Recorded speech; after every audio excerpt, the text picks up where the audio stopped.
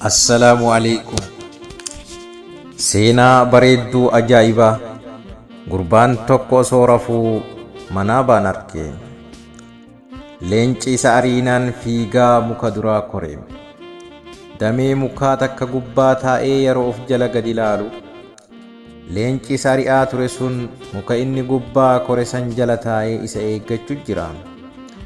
Gurbaan ammas if maddii yeroo laalu daa'ima muka takka irraa argee ammas damee mukaa inni irra jiru waliin wal qabatte takka hantuunni lama itti marsee damee mukaa san yeroo nyaatu arge. Hantuunni tokko gurraacha tokko adiidha.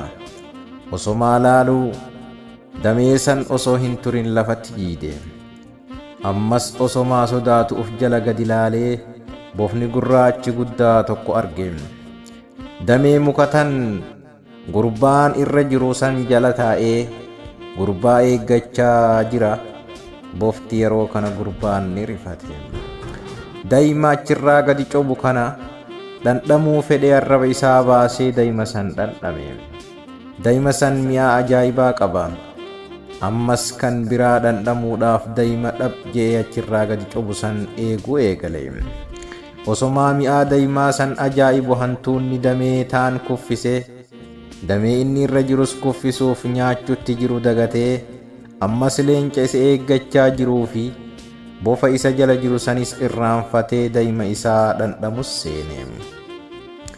Akka tasaa mukni inni irra jiru sun hantuunni osoma nyaatu jiisee lafatti kuffise.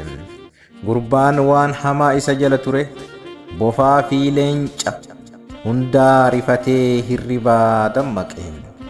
Namichi gurbaan kun hirriba keessa jira. Yeroo tana hundaa gurbaan hirriba keessa ture. Gurbaan manaaba kana hiikkachuuf sheeka aalima bira dhaqee gaafate. Waan ta'e hundaa himee fi hiikkaa isaa gaafate. Sheekni aalima akkana je'een, leenci agarte san du'a je'een. Duuti yeroo hundaa bakka feetetti suma jala deemti, jalaa hin baatu jedheen. Hantuunni lamaan gurraachaa fi adiin halkanii fi guyyaadha je'een. Gurraachi halkanii, adiin guyyaadha je'een.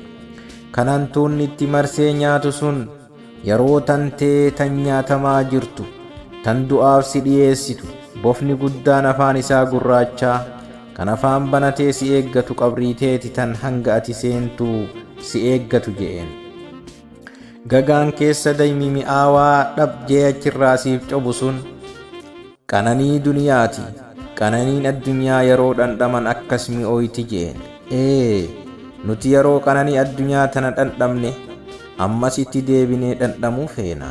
Yeroo san qananii addunyaa tanatti if irraanfanna. Yeroo teennas ni irraanfanna. Du'a teennas ni irraanfanna. Qabrii teennas ni irraanfanna. Nama guyyaa kiraa yaadatee har'a dalagatu nu haa taasisochaa. Qophiin keenya har'aa kana fakkaata. Wassalaamu alaikum.